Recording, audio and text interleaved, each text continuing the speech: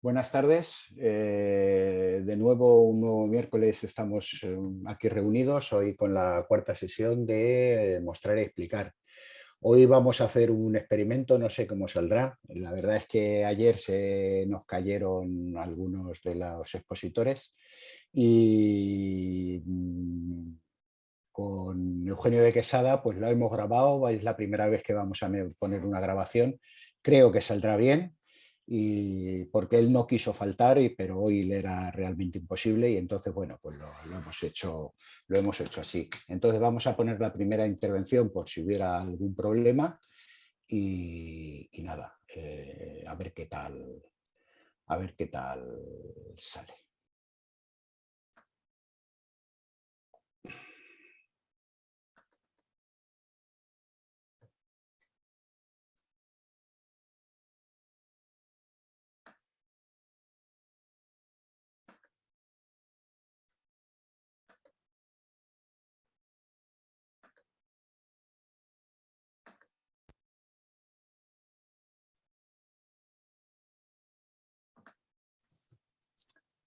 Bueno, Eugenio, cuando quieras.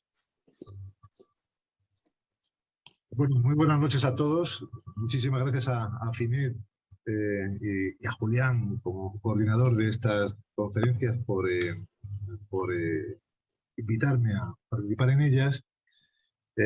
Bueno, en esta ocasión, y creo que ahora que estamos ya saliendo de la pandemia, es procedente hablar de las cartas desinfectadas.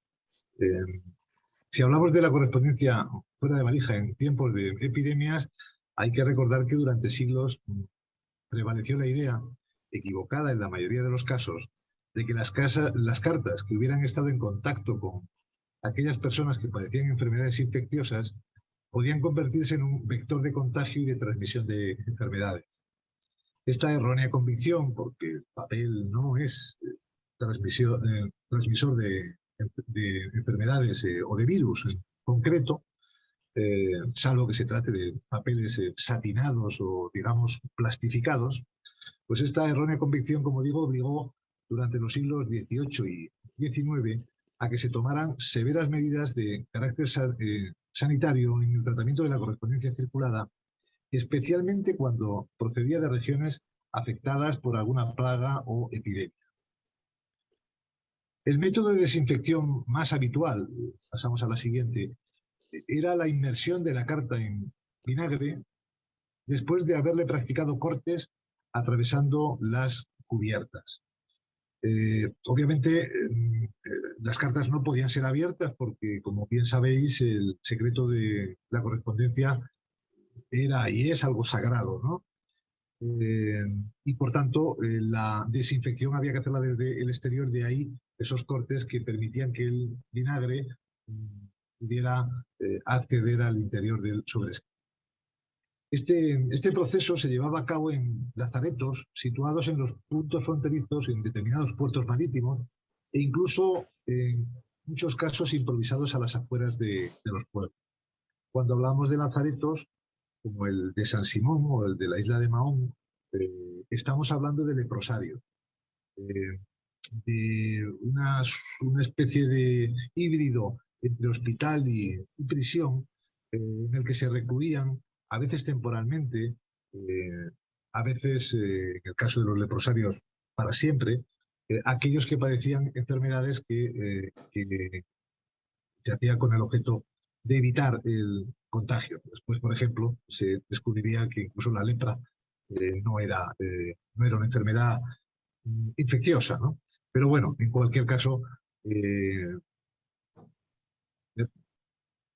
esta fórmula no se siguió únicamente con las cartas transportadas a través del servicio de correos, sino también con las que llevaban consigo los viajeros particulares, los propios, los arrieros, los cuales además debían de ir provistos de un pasaporte de tránsito firmado por el alcalde de su población de origen, en el que se hiciera constar por parte de la Junta Local de Sanidad que la localidad de la que procedían no se encontraba afectada por la epidemia. No resulta difícil, ¿verdad?, establecer un paralelismo con lo que ha ocurrido con la pandemia de la COVID-19. XIX. Las medidas de control que se seguían en estos casos consistían en impedir la entrada del viajero en la población si no llevaba consigo un pasaporte sanitario, y tanto sus ropas como sus documentos y enseres personales eran objeto de una desinfección rigurosa. Esta que aquí os presento es una carta de mi colección, el Correos sin Correos, y por tanto es una carta fuera de valija, que está fechada el 5 de enero de 1855, al inicio de la etapa filatélica en el reinado de Isabel II, y que circula desde Mahón, en las Islas Baleares, a Cádiz. Como veis, en el margen inferior izquierdo, que es el que se destina habitualmente para la consignación de datos de carácter postal o de encaminamiento, se indica suplicada, es una abreviatura, y arriba la A, suplicada para mi amigo DJ Iniesta. Y efectivamente es una carta que está marcada temporalmente en los inicios del segundo brote de cólera que afectó a España entre 1855 y 1856. Aquí vemos los 5 cortes de desinfección que tiene la carta, 3 en la parte superior, como vemos, a izquierda, a derecha y en el centro, y 2 en la parte inferior en ambos extremos, izquierdo y derecho, con ampliaciones de forma que se puedan ver con mayor claridad. Lo curioso de esta carta es que no tiene manchas de vinagre. Normalmente quedaban o dejaban unas manchas inequívocas que todos hemos visto alguna vez cuando se nos ha mostrado cartas desinfectadas, ¿no? La razón es porque probablemente en lugar de ser sumergida en vinagre fue fumigada. El remitente era el capitán José Jordán, que narra en el interior del sobrescrito su desafortunado viaje por el Mediterráneo en su travesía desde Cádiz a Génova, a bordo de la fragata J. Bensusán. Bueno, si hablamos de Bensusán, estamos hablando de un gran comerciante, importantísimo comerciante gaditano, del que hay un archivo extraordinario. Seguro que a muchos de nosotros nos suenan algunas cartas con de ese archivo. Tan importante era este comerciante que, como estamos viendo, había fragatas que llevaban su nombre, lo que lleva a pensar que eran de su propiedad, ¿no? Bueno, la fragata fue sorprendida a la altura del Cabo de Creus por fuertes tempestades y por vientos huracanados, con un grave peligro de naufragio. Y no tuvo más remedio que arribar a las costas de Mallorca. Y ahí es donde empezó el enorme problema que afectó a quien transportaba las mercancías en nombre de Bensusán, ¿no? Por no disponer de patente de sanidad expedida en origen, fue obligado a guardar cuarentena en el lazareto de Mahón. Desde allí escribía a su patrón en Cádiz, a José Bensusán, para que le hiciera llegar copia de la misma, de la patente de sanidad, lo antes posible, y con fecha anterior a la salida de aquel puerto, el 7 de diciembre de 1854. O sea, necesitaba que su patrón le entregara una patente de sanidad, un pasaporte sanitario con fecha anterior a la salida del puerto, o sea, como si lo hubiera llevado en origen, y hasta que no llegó ese documento, hubo de estar recluido en el lazareto de Mahón. Y aparte, abonar una fuerte multa una vez que pasase la cuarentena correspondiente. Bueno, todo esto lo obtenemos como consecuencia de la lectura del interior de esta carta, que aparentemente, vista desde fuera, tiene un escaso atractivo, y que sin embargo es, como digo, una carta de las que más ilusión pueden hacer, porque efectivamente cuenta una historia especialmente interesante que hoy he querido compartir con todos vosotros. Muchas gracias. Bueno, Eugenio, muchísimas gracias y aunque no estés en directo, cualquier pregunta que te quieran hacer nuestros compañeros, pues que te la hagan a través del chat. Sabemos que ha sido imposible y nada, te agradecemos muchísimo el esfuerzo que has hecho por estar con nosotros. Y nada más, muchas gracias, Eugenio. Bueno, ¿qué os ha parecido?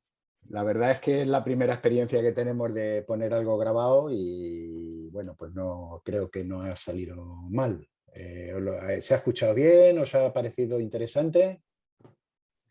Pues se ha escuchado perfectamente. Se ha Bueno, oído muy bien. pues la Ha ido verdad es muy que bien, ¿eh? Os ha ido es, muy bien. sí, Que ha es ido muy bien. que Eugenio hoy no podía, era imposible, me llamó y pidiendo disculpas y bueno, como no quería faltar, pues lo hicimos así y espero que os haya gustado. En el hilo del Ágora podéis hacerle cualquier alusión a la carta y como ya lo hemos dicho en alguna ocasión como comentario a la carta, José Bensusán vivía en Cádiz, vivía en la calle en lo que es hoy la calle del Tinte, y nuestro conforero y amigo Tintero, se llama así porque vive en la calle del Tinte, tiene ese nick porque vive en la calle del Tinte, vive en la casa que perteneció a José Bensusán, que es una casa estrechita, como de 4 metros de ancha, pero con 4 plantas, y es una casa antigua, preciosa, y bueno, pues Tintero vive en la casa de Bensusán, es porque es una anécdota. Y bueno, pues ahora vamos a contar con Luis, con Lucho Maxi, y a ver de qué nos quiere hablar. Comparte tu pantalla, activa tu micrófono y cuando quieras.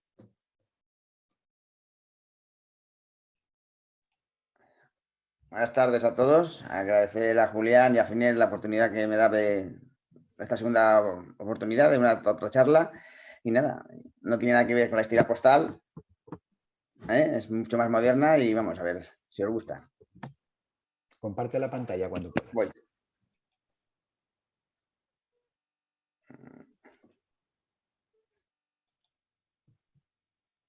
¿Se ve? Perfectamente. Lo que pasa es que no sé yo por qué no. Luego para pasar no me va a dejar pasar. Sí, hombre, te pones encima y dale avance página. No, es que no estoy en la página que no corresponde. Voy a ver. Voy a ir atrás a ver. No, vamos a ir. Ah, vale, de acuerdo, ya está claro. Sí. Bueno, pues como veis es un sello moderno, del famoso 12 meses, 12 sellos. Y nada, vemos esta oportunidad que tengo para presentaros esta pequeña cosita, este sello, cuya tirada fue de 260.000 ejemplares, adhesivo, tarifa A. Este sello ha tenido bastante mala fama, como sabéis, el de las matrículas. Y luego al final pues hicieron, pues los últimos fueron solo una imagen. Y este es el sello de Castellón. Y con este sello vamos a poder realizar 7 magníficas tarjetas máximas. Y pasamos a continuación a la siguiente imagen. Para que lo veáis, tenemos a la parte de arriba hay una imagen de la cueva de los caballos, que está en Tirich, es patrimonio de la humanidad. Luego tenemos aquí en la parte superior también unas cerezas, que la localidad típica es de Salsadella. Aquí a la derecha tenemos el Palacio de Escaletes de Forcall, la Torre Campanario. El fondo corresponde a Peñíscola, el famoso castillo del Papaluna. En la parte de abajo tenemos la concatedral de Santa María de Castellón, es las puertas porticadas. A continuación tenemos una flor de naranja, el azahar, la flor del azahar. Y a la izquierda del todo tenemos la torre campanario del Fadrí de Castellón. Pues con esos trocitos de sello vamos a realizar 7 tarjetas máximas. Para hacer alguna de ellas, pues me pegué un pequeño tour con un compañero de SEMA, Vicente, ahí por la zona de de la comarca del Sports y el Maestrazgo, que por cierto es una zona fabulosa. Y bueno, estuvimos yendo por Morella, San Mateo, Peñíscola para conseguir los matasellos, ¿vale? Y ahora os paso la siguiente diapositiva. Como os he dicho, la parte superior de la C corresponde a una imagen de unos arqueros de la Cueva de los Caballos y está en la localidad de Tirich, con su componente matasello. Tirich es un pequeño pueblecito. En la imagen de la semana que yo hice hace unos bastantes años, fui ahí a la localidad de Tirich y entonces estaban ahí había una oficina pequeña, la casa de un particular, y hay unas balanzas, en fin, muy antiguo. En esta ocasión ya la oficina ya estaba cerrada y dependía de San Mateo. Entonces llegué a San Mateo y ahí dejamos las tarjetas para que nos pusieran el matasello de Tirich. Con el sobre direccionado, cuando llegó el cartero, ya nosotros no lo vimos, nos puso el matasello y lo recibimos en nuestra casa.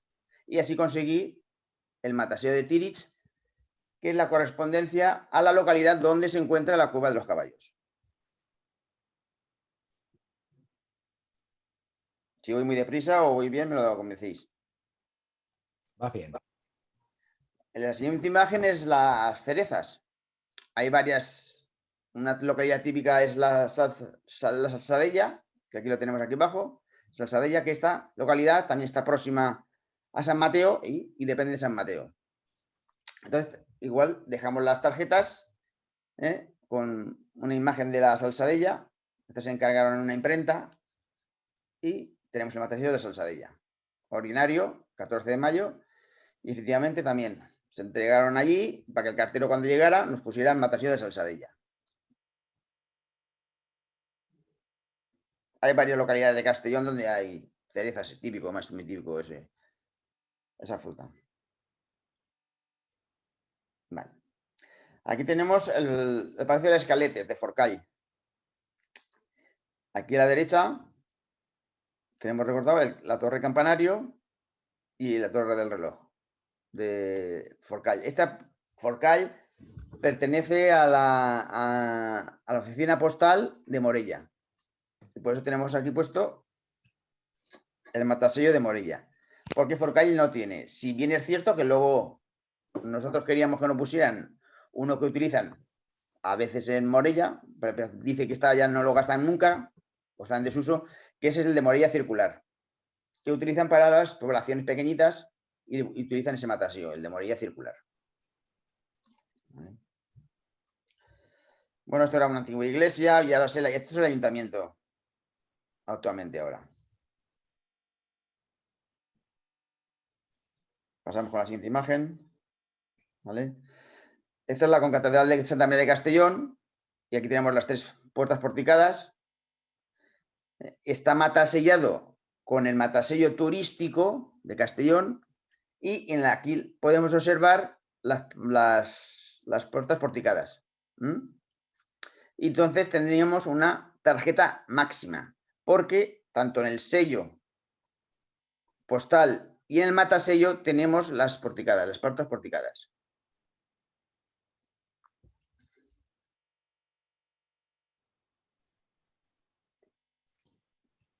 Vale, vamos a ver. La flor del naranjo.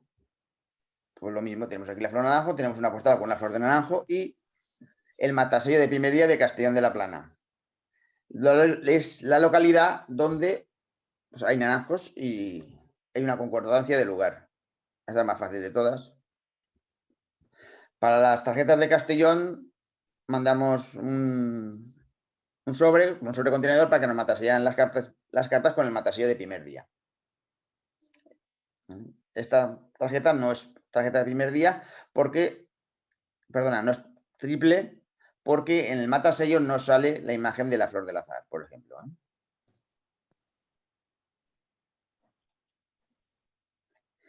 La siguiente imagen tenemos el fadrí que le llaman, que se llama, es en valenciano, traducido sería el soltero, porque es un edificio, una planta octogonal, es un campanario que está separado de la concatedral.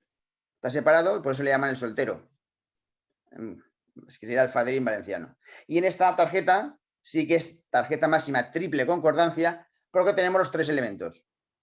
Tenemos en el sello la torre campanario de Fadrí, tenemos la postal y tenemos en el matasello la imagen del Fadrí. Con lo cual tendríamos 3 tarjetas, perdona, una tarjeta de triple concordancia.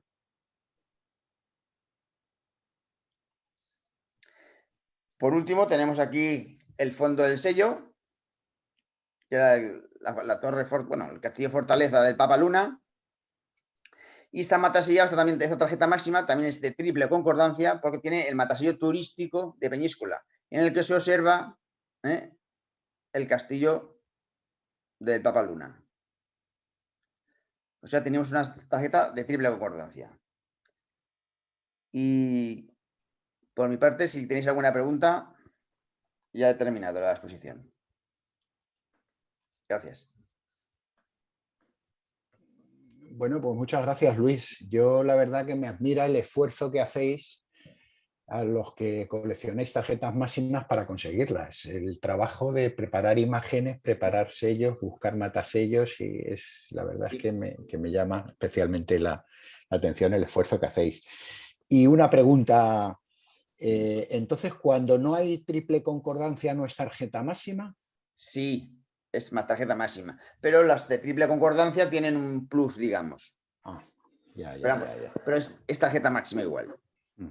O sea, se llama de triple concordancia. Los 3 elementos son equivalentes, iguales. ¿Alguna pregunta más? Luis, no se te oye. No se te oye, Luis. Activa tienes el micrófono desactivado. Sigue sin oírse. El micrófono lo tienes desactivado. Ahora. A ver, ahora. No se te oye. Algo te pasa. Bueno, si queréis lo dejamos, Luis. Bueno, si queréis lo dejamos para... Marta quiere preguntar. Marta, a ver, Marta. No sé si se oye. Ahora sí, Luis. Ahora sí. Pero espérate, que iba a hablar, ya había empezado a intervenir Marta. Perdón. No, que hable Luis si quiere. No hay problema. A lo mejor va a preguntar lo mismo. Gracias, Marta. Solo quería aclarar que en realidad todas las tarjetas máximas es una excusa para hacer turismo por todo lo alto. Sí, Luis? Sí, además es una zona fabulosa. Habéis hecho por la provincia de Castellón. Sí, ¿no? sí. Que además sitios preciosos. Donde los haya. Sí, sí. Felicidades, porque realmente, como apuntaba Julián, fuera de la broma, es un trabajo intenso y extenso. Preparar la tarjeta, planificar la consecución de los matasellos y luego distribuir toda la estrategia para que lleguen en tiempo y hora adecuado. La verdad que tuvimos mucha suerte porque se portaron ahí muy bien y los matasellos fueron bien. No como muchas veces que son desastre, pero vamos. Otro día os contaré la comida. Marta, ¿querías intervenir? Sí, es que yo estoy haciendo así un pequeño diccionario para los peques y estuve leyendo, y cuando no concuerdan las 3, tarjeta, matasello con sello, es que ahora se me fue la olla, ¿cómo se llamaba eso? ¿Variable puede ser o No, por empezaba? Vamos a ver. Las tarjetas máximas tienen que tener la concordancia siempre igual. Es decir, que la imagen concuerde con el sello y que el matasello esté en la imagen, esté relacionado con la imagen. Sí. ¿Vale? Pero si falla una, tiene otro nombre. Porque yo eso lo leí en algún lado y tengo una hoja preparada de eso. Es que si falla una, no te entiendo. ¿Cómo es que sí, falla una? Si, por ejemplo, el sello y la tarjeta concuerdan y el matasellos no, ¿pero matasellos de qué? Nombre. Ahora no me sale el nombre. Por V empieza. No son tarjetas máximas. Por eso. Mira, recuerdo, son tarjetas recuerdo, son tarjetas... Tarjeta recuerdo, comenta Manzorro. Vale, yo creo que variante, eso... Tarjeta variante es otra cosa. ¿Vale? Que es lo que he ofrecido yo. Hay algunas que son tarjetas variantes, ¿vale? Porque tienen el mismo sello, pero tienen diferente matasello. El sello es el mismo, pero el matasello y la postal es diferente. Esos son tarjetas variantes. Claro, El sello es el entonces ya no es mismo, máxima. sí, es máxima también. Vale. Manuel también quería decirnos algo. Activa tu micrófono. No sé si lo que Marta está diciendo es el hecho de que en el matasello puede aparecer la imagen o no la imagen del sello, pero sí tiene que aparecer la población a la que hace referencia. ¿Entiendes? Creo que por ahí es lo que estaba diciendo Marta, la diferencia, ¿no? Una cosa que aparezca la imagen que está en el sello y en la postal, y entonces es tremendo. Pero si no hay imagen, es un fechador, puede tener simplemente el nombre de la población a la que se refiere. Sigue siendo máxima, y en función de qué tipo de máxima. Puede ser máxima, por ejemplo, de un personaje de dónde nació, de dónde murió, o lo que fuese. El año pasado tuvimos una charla sobre tarjetas máximas. Estuvo muy interesante, pero nos quedaron muchísimas dudas. Y este año, en el mes de mayo, ya tenemos comprometida otra, a modo de cursillo, sobre las tarjetas máximas que nos dará nuestro amigo Manuel Manzorro. Ya lo anuncio de antemano.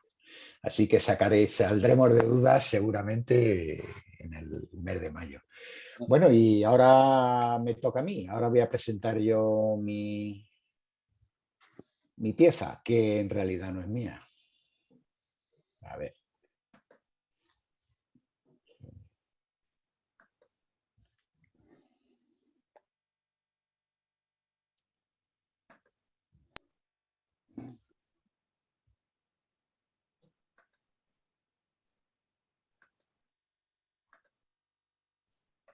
Bueno, en realidad esta pieza es una pieza que me llegó hace un par de meses. Me la envió un amigo que casi todos conocéis, Fernando Martínez. A Fernando Martínez yo le conocí cuando era un juvenil y tenía una colección maravillosa de correo de entreguerras. Y en la exposición mundial que se celebró en España, en Madrid, creo que era en España 2000, bueno, pues a todo aquel que se lo pedía, él con mucho gusto nos explicaba su colección y era, la verdad, que era un gran conocedor. Él se ha dedicado a la filatelia profesionalmente y bueno, pues me envió esta pieza, no porque yo sea conocedor del tema de los italianos, sino simplemente yo creo que un poco para darme envidia. Y era una consulta referente a si había visto algún franqueo más alto y bueno, pues yo le dije que no. Le pedí permiso para poderla mostrar porque me parece muy interesante, me lo dio y bueno, pues pertenece a la colección, la veréis al final. Pertenece a la colección de Walter Astolfi, que ellos van a subastar en David Feldman, de donde trabaja Fernando, la van a subastar en junio. Entonces, bueno, pues vamos a ver esta pieza, un poco lo que es. Bueno, en principio empiezo a hablar de los oficios postales especiales, las oficinas postales especiales italianas en la Guerra de España, que a principios del mes de febrero del 37 comienzan su actividad. En España los 3 primeros UPS. El UPS-1 es asignado el 2 de febrero de 1937 a la base OMS, Organización Militar en España, de Sevilla, y que fue transformada en intendencia, en la intendencia del CTV el 24 de febrero. Bueno, pues aquí esto es una carta del 11 de febrero del 37 a Verona, con fechador del periodo de Sevilla, con fechador OMS.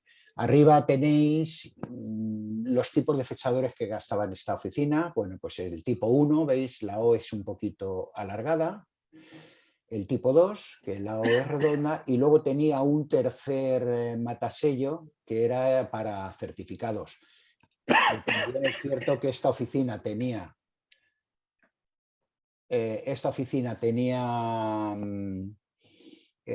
mucho trabajo y entonces, bueno, pues fue un matasello de fortuna y se usó también para matasellar cartas no certificadas. Bueno, pues el 1 de marzo en la oficina postal 1 se ordena el traslado a Aranda de Duero, siguiendo a la intendencia del CTV, y se efectuó el 3 de marzo para dar servicio a la base norte. El traslado se realizó el 7 de marzo.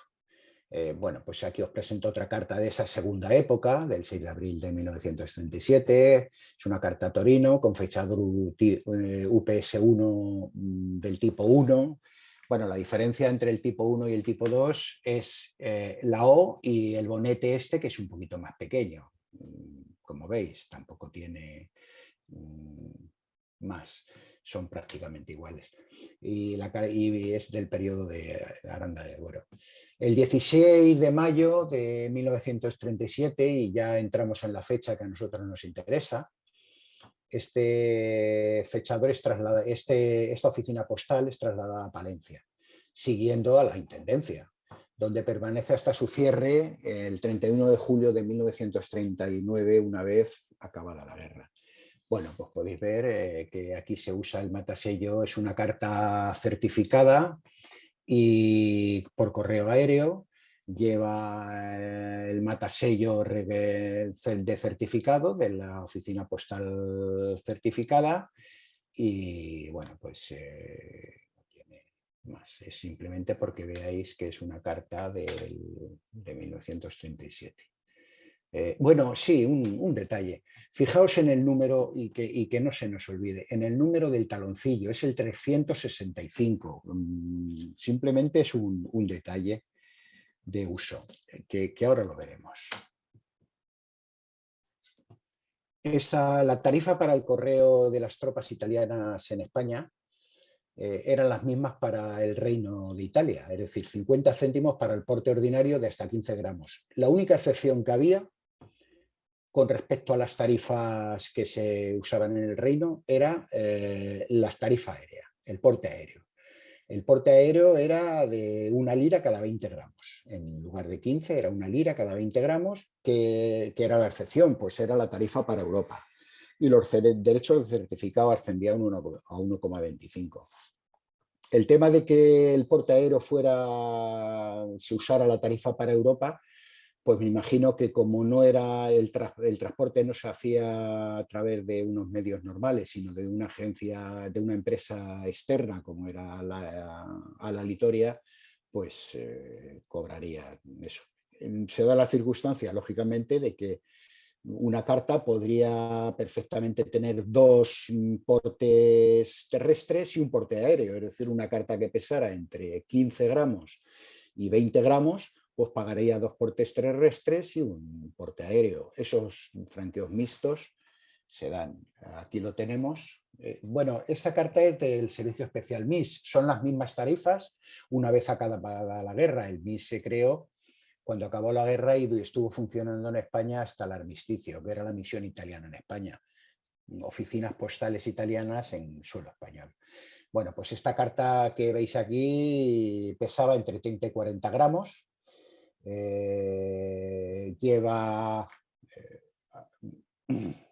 Esperad un segundo, que me ha salido aquí algo mal. Bueno, y lleva 4,75 liras de franqueo que se corresponden. Los derechos de certificado, 1,25 liras.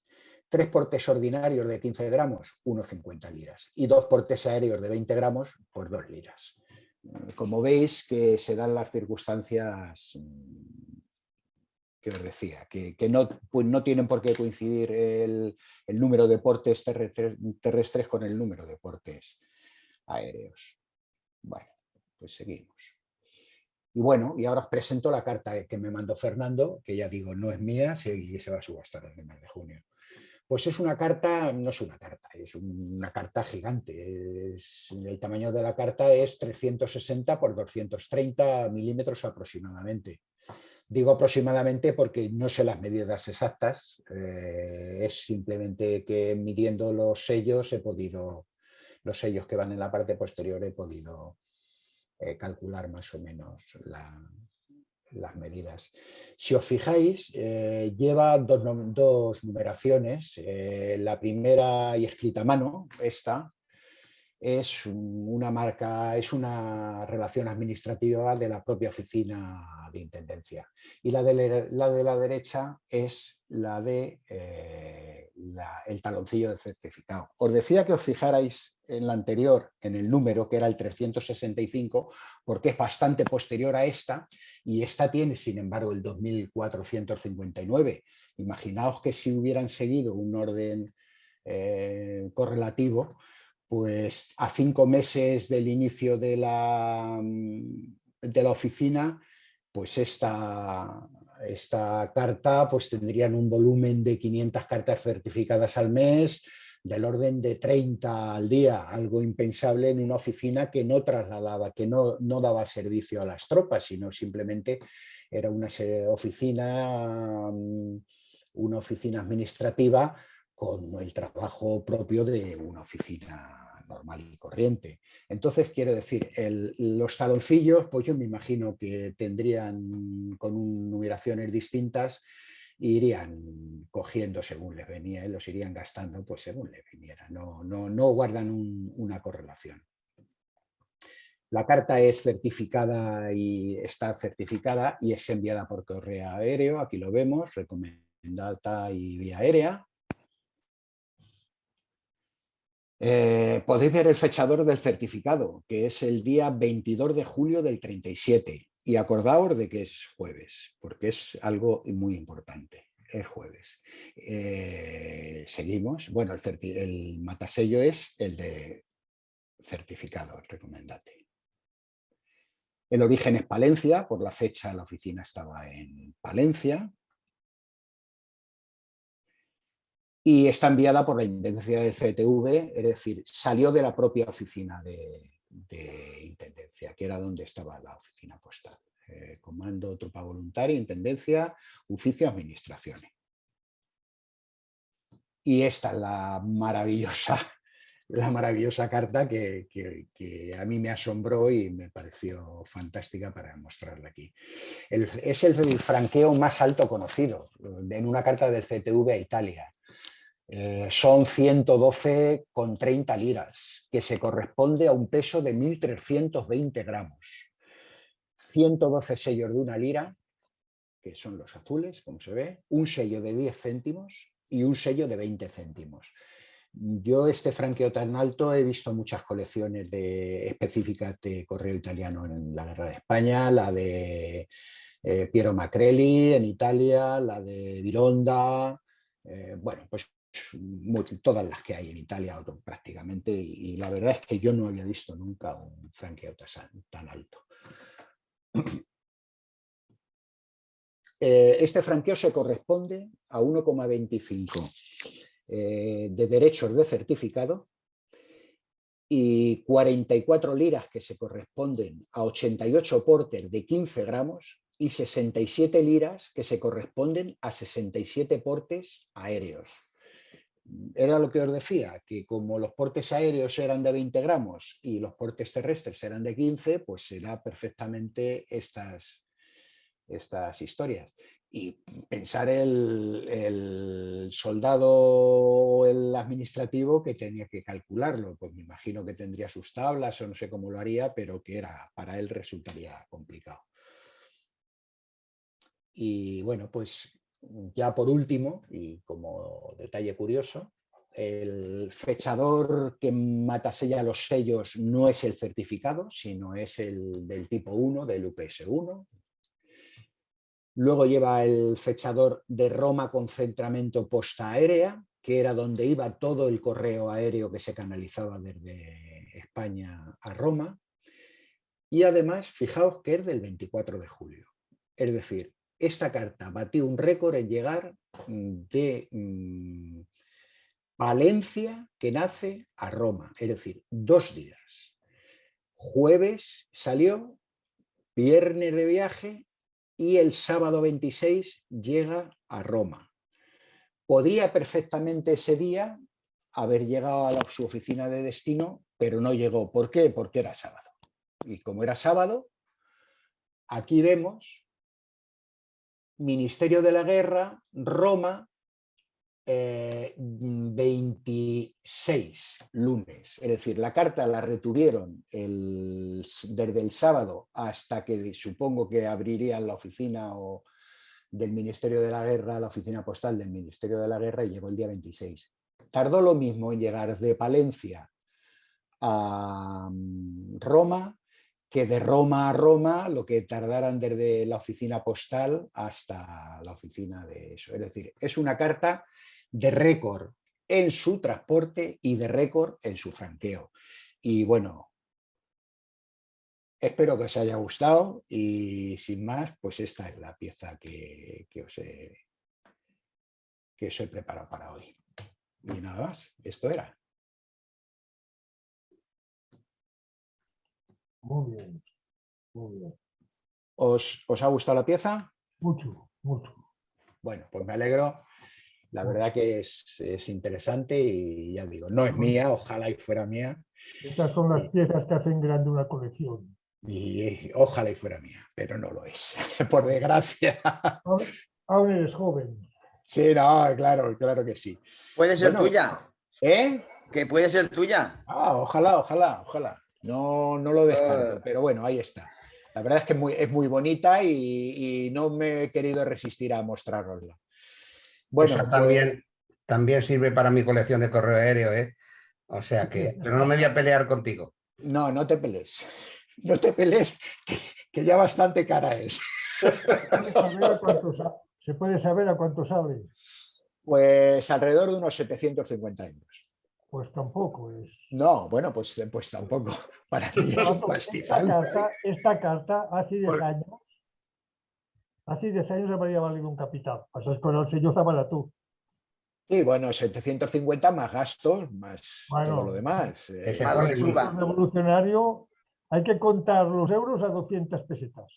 Yo, la verdad que, bueno, yo está un poquito, ahora mismo está un poquito fuera de mi alcance, bueno, pues sí, lo intentaré, pero bueno, ya veremos a ver cómo está la cosa. Lo que sí es bonito es que lo que me apetecía era enseñarosla, que me parece muy bonita y ya está. Bueno, ahora contamos con Jaume. Jaume. Estoy. Me uní un poco más tarde porque, bueno, todavía estamos trabajando por aquí, pero listo, cuando queráis. Pues ya puedes empezar cuando quieras. Ok. Pues vamos allá.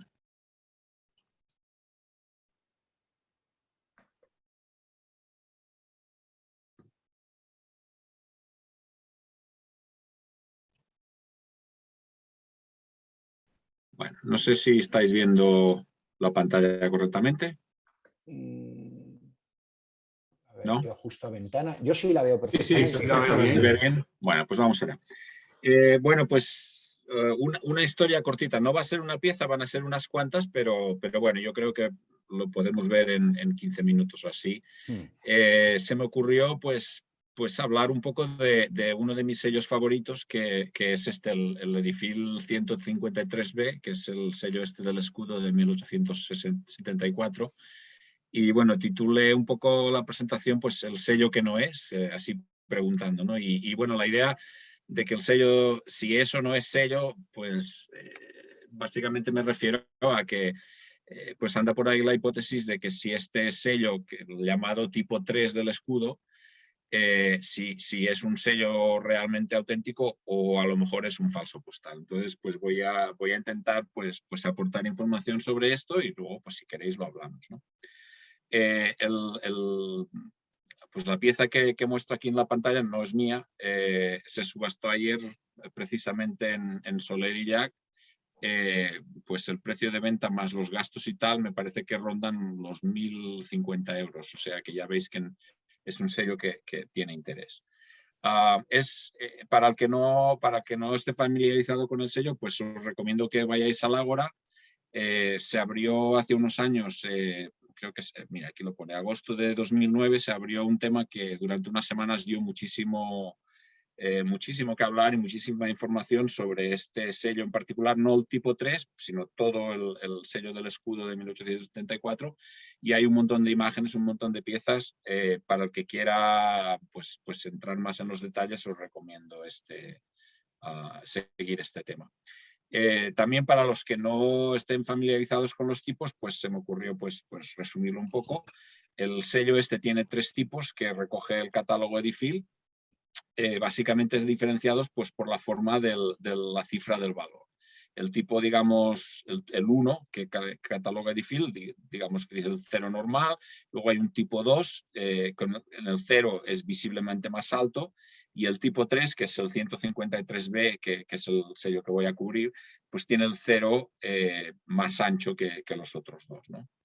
El sello en concreto se puso en circulación el 1 de octubre de 1874 y estuvo en circulación pues hasta final de julio del año siguiente, del 75.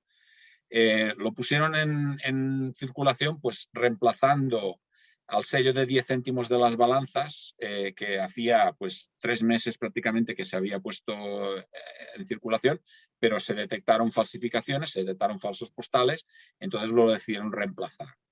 Pero bueno, da igual porque igualmente el sello este del escudo también lo falsificaron y de hecho se conocen 4 tipos que se conocen usados en Santander, Barcelona, Madrid y Cádiz. No los 4, pero tipos distintos en distintos sitios, ¿no?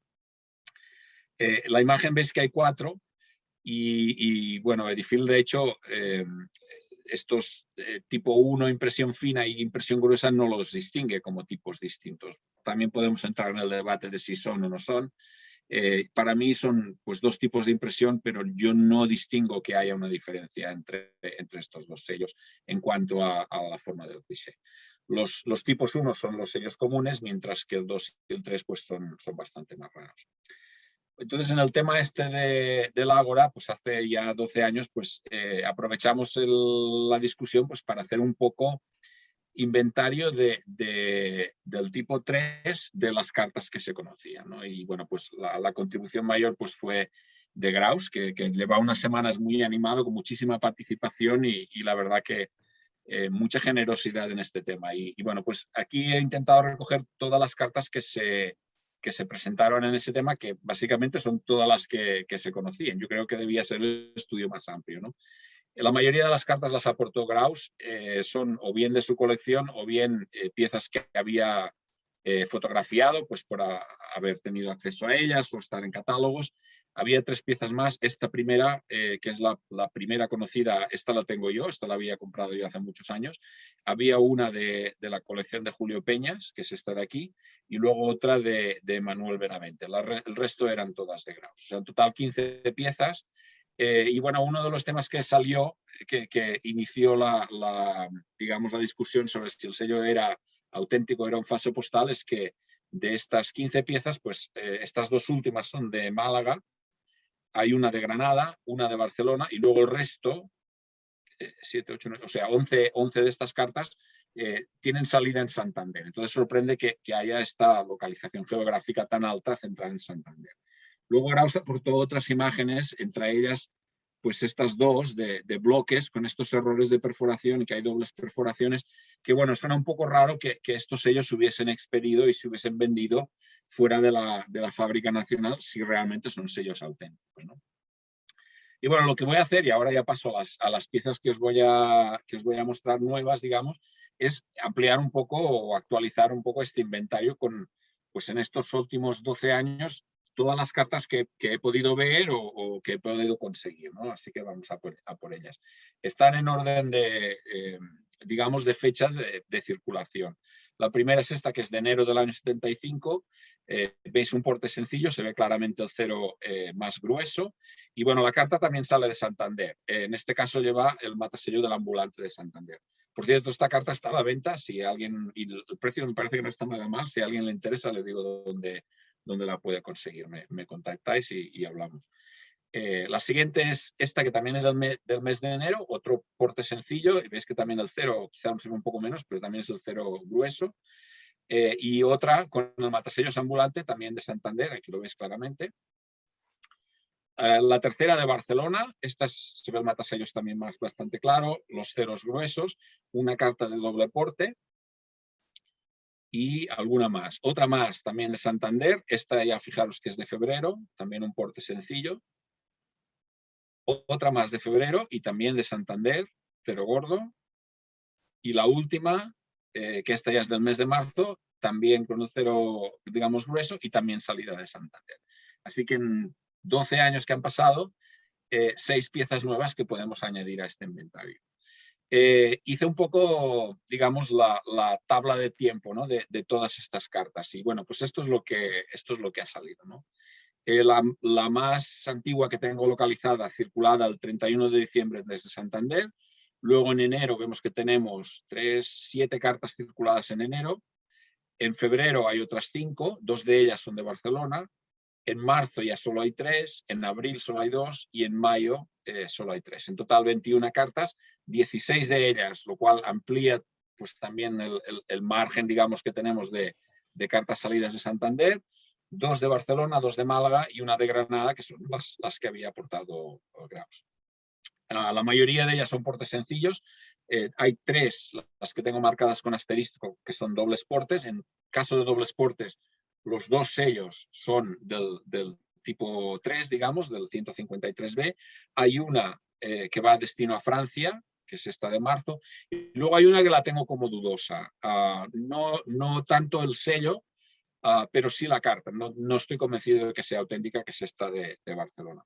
Otra cosa a destacar es que, y esto lo he ido siguiendo a través de estos años, que durante todo este periodo hay cartas circuladas desde Santander, pero que van circuladas con el sello tipo 1, es decir, coexistieron el tipo 1 y el tipo 3. Y tengo ejemplos del tipo 1 pues prácticamente todos los meses, diciembre, enero, febrero, marzo, mayo y julio, es decir, toda la emisión, y también tengo anteriores, de noviembre y de octubre, etc., ¿no?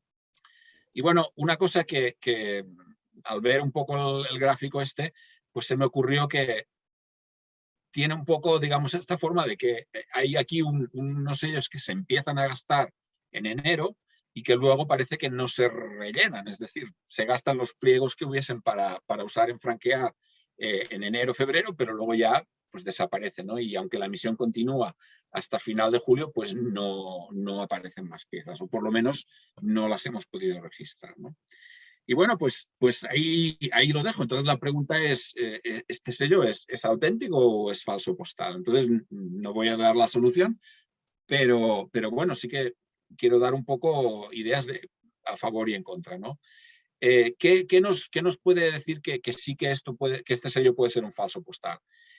Pues si pienso todos los sellos clásicos que tenemos, digamos, en España, sellos en los que tengamos múltiples tipos de sellos, la verdad es que hay muy pocos, creo que hay 2 o 3. Se me ocurre pues el 4 cuartos de 1865, por ejemplo, que hay 2 tipos, una S más pequeña y una S más grande.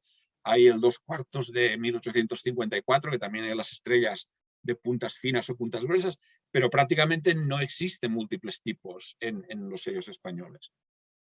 Luego los errores de dentado que enseñó Graus. Que precisamente son en este sello. Y esto es una cosa que a mí me parece bastante excepcional en todo el primer centenario, en todo el periodo clásico, digamos. Luego la rareza comparado con el tipo 1. Si este sello es un tipo, ¿cómo es que hay tan pocos? ¿Cómo es que es tan raro, ¿no?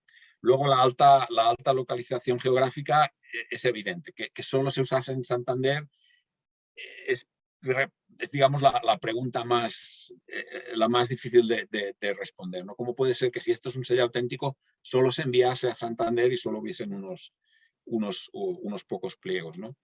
Luego la existencia de los 4 tipos de falsos postales que os he mencionado. Hay uno de estos tipos que sabemos que es una reproducción a partir de un cliché que se sustrajo de la fábrica del sello, ¿no? Entonces, si se sustrajo y se copió, ¿podría ser que este sello fuese una copia? Pues da la posibilidad, ¿no? Y bueno, la coexistencia en el tiempo de los 2 tipos en la ciudad de Santander. Si no fue el único tipo que se distribuyó a Santander, puede ser que fuese un falso postal. Y luego, claro, el Santander es una de las ciudades donde se conoce más uso de sellos falsos postales. Pero bueno, luego también hay, digamos, argumentos en contra, ¿no? Uno es pues que no se encuentra pues aquel defecto en el cliché o aquel sello que indique que el sello pueda ser un falso postal, aparte, digamos, de la cifra del valor, ¿no? Luego, si nos fijamos en los sellos que existen, la verdad es que el dentado es prácticamente imposible diferenciarlo de los sellos auténticos. El dentado es muy, muy, muy bueno comparado con los del tipo 1. En algunas obras, por ejemplo la de Thor, argumenta que bueno, el cartucho del valor, como de la manera como se fabricó el sello, que digamos adaptándolo de la emisión para Cuba, para Antillas, pues es la parte del sello que sufría más modificaciones y por tanto es lógico que puedan haber más alteraciones en el diseño del valor, ¿no? Luego también hay el factor de que este sello fue un sello un poco de emergencia, ¿no? Al tener que prepararse para sustituir una emisión en curso de la cual se hayan detectado falsificaciones. Entonces, claro, eso sí que puede llevar a que bueno, pues se vaya con prisa y se cometan pues estos defectos, estos fallos, ¿no? Y luego multitud de autores que lo han considerado como auténtico. No quiero ir tampoco en contra de la historia cuando hay gente que lo da por bueno, ¿no? Así que bueno, queda aquí la duda y el tema para pensar o para debatir si queremos, ¿no? Y bueno, añado un par de preguntas. ¿Qué nos dice? Y bueno, pues yo lo podría argumentar tanto a favor como en contra. ¿Qué nos dice que haya esta concentración de uso en un par de meses, en enero y en febrero de 1875, y luego parece que va decayendo el número de piezas, ¿no? Y luego, por otra parte, es si este tipo, el tipo 3, es un falso postal, ¿qué pasa con el tipo 2? ¿Es auténtico o también es otro falso postal? Y bueno, ahí lo dejo. Termino pues con estas dos piezas que bueno, pues eran de Graus, eran de la colección de Graus, pero que bueno, cuando se vendió la colección, pues tuve la suerte de poderlas adquirir yo, así que las pongo aquí de refresco. Y bueno, pues dedicándole la presentación también un poco a la memoria de Francesc Graus, que bueno, pues fue maestro e inspiración también para muchos, ¿no? Y bueno, aquí termino. Bueno, Jaume, muchísimas gracias. La verdad es que nos has dado una charla magistral en 10 minutos. Has dicho yendo rápido. No, pero... ha estado fantástico. Yo me voy a atrever a opinar, pues porque como para eso está. El desconocimiento. Aquí he intentado ser provocador, ¿no? La ignorancia está más atrevida, pues yo voy a opinar. Yo me da la sensación de que debe de ser algún tipo de falso postal, porque la consistencia, sobre todo por la consistencia con el tipo 1, y porque lo lógico hubiera sido que cuando se estuviera agotando la tirada número 1, pues a lo mejor hubieran hecho retoques, salvo que a lo mejor se hubieran hecho con un par de máquinas distintas. No sé qué os parecerá. Yo quiero decir, voy a dar mi opinión, pero prefiero que den los otros la opinión. Pero sí, totalmente válido. Yo me da esa sensación de que la consistencia con el tipo 1... El papel supongo que se habrá comparado. El papel es indistinguible. Y el dentado, quiero decir, tengo una hoja prácticamente completa, creo que son 80 o 90 sellos del tipo 1 y del tipo 2 tengo varios. Es imposible distinguir el papel, es imposible distinguir el dentado. O sea, si es un falso postal, esta gente estaba muy, muy, muy conectada con lo que se hacía en la fábrica del sello.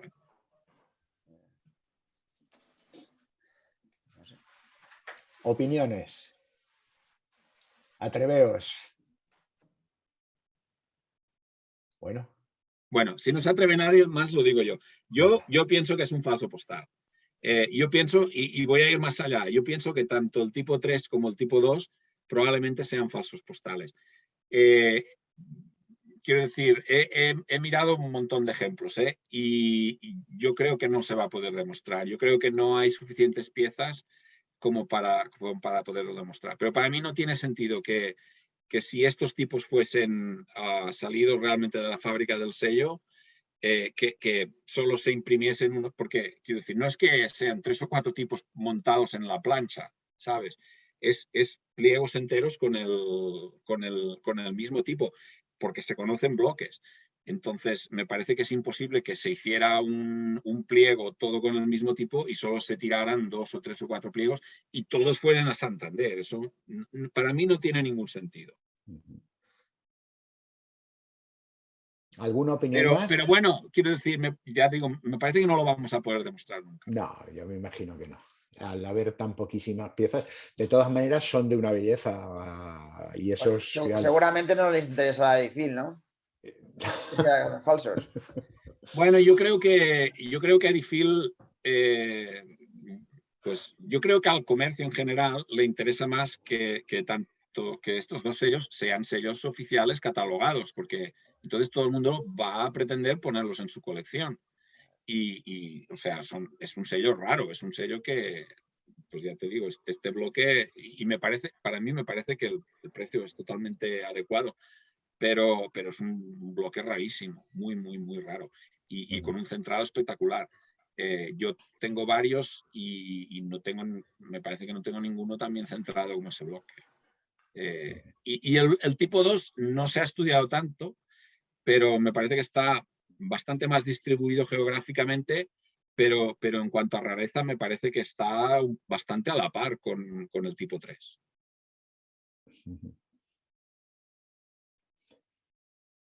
¿Alguien quiere decir algo? ¿Tenemos 2 minutos más o...? Sí, tenemos 2 minutos. ¿Sí? Bueno, pues voy a compartir otra vez porque quiero comentar una cosa más. Lo dejé un poco por si sobraba el tiempo, porque no sabía cómo íbamos a ir, ¿no? Pero mencioné que hay una de estas cartas de Barcelona que la tengo como dudosa y os quiero enseñar cuál es esa carta. Es esta de aquí. Quiero decir, era de la colección de Francesc Graus y va firmada por él, pero a mí esta carta me da que sospechar. Y me da que sospechar primero porque es rarísima, porque bueno, pues es una carta de porte sencillo, pero la gracia que tiene es que el sello, digamos, el impuesto de guerra, en lugar de pagarse con el sello de impuesto de guerra, se paga con 2 sellos de 2 céntimos y luego 1 céntimo más que se hace con estos cuartillos, ¿no? Pues una carta rarísima. Pero luego mirando un poco la composición, pues el sello, o sea, el matasellos, a pesar de que debería tocar la carta, no la toca para nada, ni por aquí ni por abajo. Y bueno, en este caso, pues los 2 otros sellos tampoco lo debe tocar, porque el matasellos está completamente dentro, ¿no? Pero luego pasa otra cosa, y os he enseñado la otra carta de Barcelona que tengo, que es, me parece que 3 o 4, 5 días antes que esta carta, y la costumbre que había en Barcelona es que se matasellaba con el fechador pequeño, pero se estampaba siempre el fechador grande para indicar la fecha de salida. Y he visto varias cartas de Barcelona de esta primera mitad de 1875 y todas funcionan con este sistema. Matasello con fechador pequeño y fechador grande. Y esta carta, precisamente, es la única que he visto que no tiene este fechador grande. Entonces, a mí me da un poco que sospechar, ¿no? Por eso la tengo como dudosa. Me parece que el matasellos es auténtico y es de Barcelona. La tienes en cuarentena. Sí, en cuarentena. El sello sí que indica que hubo uso en Barcelona, pero yo esta carta la pongo como dudosa. Pues nada, muy bien. Ahí muchísimas gracias. 5 minutos. Muchísimas gracias. Y nada, felicitarte. La verdad es que has hecho una exposición magnífica y nos ha dado muchísima información. Espero que contar contigo, bueno, sabemos que podemos contar contigo siempre que hace falta. ¿Alguien quiere decir algo más? Comentaros que el sello se cotiza, ¿eh? Porque se pagó, el jueves me parece que se pagó en Jack, se pagó 480 euros, alrededor de eso se pagó sin comisiones por un sello de estos. Es lo que ha dicho Jaume, que ese bloque de 4 se pagó ayer 1000 y pico. El bloque de 4 con comisiones pasa de 1000 euros, es algo más de 1000 euros. Marta quería intervenir. Sí, ¿no tendría que estar también los cuartillos fechados en esa que está dudosa? Mira, Matasellados, vaya. los cuartillos, como el valor era muy bajo, cada uno era un cuarto de céntimo de peseta, digamos, muchas veces aparecen sin matasellar. Y yo creo que simplemente porque pensaban, bueno, esto la gente no lo va a reaprovechar, ¿no? Y a mí me parece que casi es más difícil encontrarlos con un buen matasellos que no sin matasellar. Luego aparecen más tarde, en la época de Alfonso XIII sobre todo, aparecen esas cartas con todos sellos de cuartillo completamente vestidas, ¿no? Y esas sí que van mataselladas, pero ya se usa el fechador puente. Son más modernas. Este cuartillo, el primero, el que va en la misión de Amadeo, perdón, en la de la Primera República, la del Ramito, aparecen muchas piezas que no van mataselladas. Pero tiene razón. Es que tiene un matasellos no muy oscuro y no hay nada alrededor. Eso sí que hace dudar. Si fuera clarito, bueno, podía hacer puente. Que yo me llevo fijado en algunas cartas que hace lo mismo. Yo recuerdo una carta de hace 7 u 8 años de Jean con cuartillos y matasellada. Y el hecho de que estaban matasellados los cuartillos hizo subir la carta un montón en la subasta. O sea que aquí en la provincia de Albacete no se matasellaban los cuartillos nunca. Luis, no se te oye. Luis, no se te oye, Luis.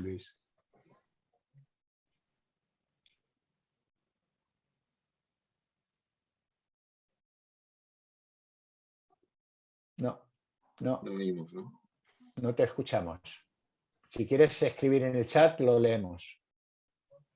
Lo que tú veas. No hay manera, no. Ahora sí, ahora sí. Ahora. Voy cambiando micrófonos aquí en el menú. Pedía 30 segundos para volver a ver esa carta, Jaume. ¿La de Barcelona? Sí, porque me ha parecido que la estampación de los dos sellos es muy diferente en cuanto a tintas. Sí, si te fijas en las imágenes son las que son sacadas del Ágora, pero si yo me fijo en este paréntesis del 2... Y es muy extraño que un mismo fechador deje dos huellas tan diferentes. Totalmente de acuerdo. Fíjate que aquí no hay nada. Ahí hay un truco clarísimo. Y el hecho de que además no sobresalga, el fechador no sobresalga del sello de comunicaciones, muy mala pinta. Pero lo que me ha hecho sospechar es que ese 2 no tiene nada que ver en un caso y en el otro. Y eso prácticamente es imposible que un fechador que se pone pom dé dos marcas tan diferentes. Fíjate incluso en el ángulo del paréntesis derecho. El ángulo del paréntesis derecho es totalmente distinto, sí. Sí. No pinta bien. Qué buena vista tienes, Luis. Sí. Estás acostumbrado a ver fechadores. Llevo muchos años mirando variaciones mínimas. ¿Y la carta está certificada por Graus, que es buena? Está firmada, yo no sé si está certificada, pero bueno, ves que lleva su firma. Pero claro. Sí, pero la firma es sobre el sello. Yo diría que es sobre el sello, que es tipo 4. Lo que garantiza esa firma es que el sello es tipo 4. De eso no hay duda. Bueno, luego otra cosa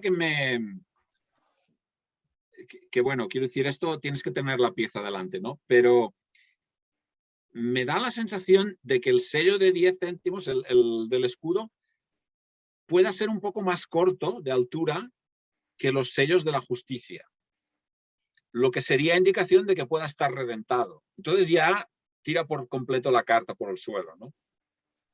Pero bueno, quiero decir, sin tener la pieza es muy difícil. Es difícil, sí. Lo que sí es cierto... Cuando hay el matasellos, la rareza, la diferencia en los matasellos, que falta el fechador que se usaba en Barcelona, es demasiada, no sé, demasiadas sospechas, ¿no? Fijaros que por el lado izquierdo, donde casa el sello de 10 céntimos con los de 2 cuartos de al lado, perdón, de los de 2 céntimos, fijaros que arriba concuerdan los dentados por completo y luego conforme va echando la vista hacia abajo, el dentado ya deja de concordar. O sea, son un dentado diferente. Te estás fijando aquí. Eso, efectivamente. Fíjate que arriba te está concordando, te concuerdan bien los dentados. Conforme va Sí. bajando, el dentado va cambiando. O sea, son dos medidas distintas de dentado. Sí, tienes razón. Sí. Pues magnífica pieza. Tienes Tanto si es falsa como si es auténtica, a mí me parece de una belleza y de una rareza. Bueno, puede ser que sea un Material montaje. para investigar. Sí, Sí. la verdad es que sí. Bueno, por ahí anda. Alguien la tiene, no sabemos. Bueno, pues muchísimas gracias a todos por asistir y ya sabéis, para el próximo mostrar y explicar, que será el 2 de abril, pues tenemos algunas intervenciones ya preparadas, pero contamos con vosotros cuando queráis. La semana que viene tenemos a José María con la segunda parte de su conferencia. Yo no sé si podré estar con vosotros. Si no estoy yo, pues seguramente que abrirá la charla Manuel Manzorro y sin problemas. Es que yo seguramente que esté de viaje y no sé si llegaré a tiempo. Creo que no, pero ojalá y pueda estar con vosotros, sobre todo porque me encanta esta actividad que tenemos. Buenas noches, muchísimas gracias y la semana que viene. Buenas noches. Hasta luego. Buenas noches. Buenas noches. Buenas noches.